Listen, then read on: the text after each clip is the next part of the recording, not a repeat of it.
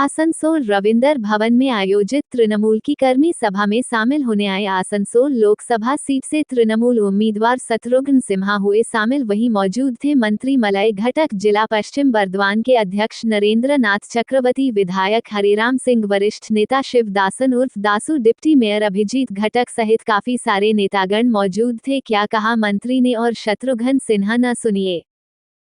और अभी घोषणा नहीं किया, विड्रॉ करार दिया या करा लेंगे, ये उनका इंटरनल अफेयर है, इंटरनल मैटर, उस पर मैं कुछ नहीं बोलना चाहूंगा।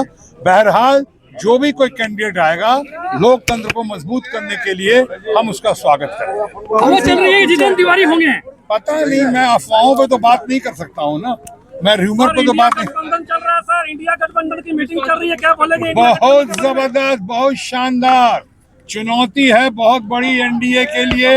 और हिंदुस्तान की सरकार जो अभी जिस तरह जुमलों की सरकार जो चल रही है, अब पुरानी गारंटी कोई पूरा नहीं की और नई गारंटी लेकर सामने आ रही है, ध्यान भटकाने के लिए जिस तरह से लोगों को गिरफ्तारियां कर रही है लोगों का, ये सब ध्यान हकीकत से, मुद्दों से भटकाने के लिए है।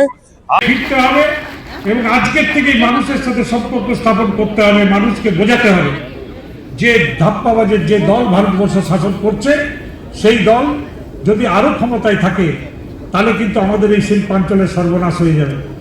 শত্রুঘ্ন সিনহাজি আপনি জানেন ভারতবর্ষের বিখ্যাত চিত্র অভিনেতা, তিনি দুটো সিনেমা করেছিলেন কয়লা খাদান নিয়ে, কালা পাথর আর আরেকটা নাম হচ্ছে কালকা। এই কালকা সিনেমাতে প্রাইভেট কয়লা খাদানের মালিকদের যে অত্যাচার তা তিনি তুলে ধরেছিলেন। আজকে ভারতবর্ষের বিজেপি সরকারের নেতৃত্বে কয়লা খাদানগুলো আবার প্রাইভেট করে দেওয়ার চেষ্টা হচ্ছে। যারা কয়লা খাদানের কর্মী এখানে এসছেন তারা জানেন ইতিমধ্যে 7খানা কলিয়েরি টেন্ডার করে প্রাইভেট এজেন্সিকে দিয়ে দেওয়া হয়েছে। এই নির্বাচনে যদি আমার এই অঞ্চল থেকে বিজেপি জেতে তাহলে কিন্তু আগামী দিনে সমস্ত কয়লা খাদান তারা টেন্ডার করে প্রাইভেট করে দেবে, এক ভয়ানক পরিস্থিতির সৃষ্টি হবে।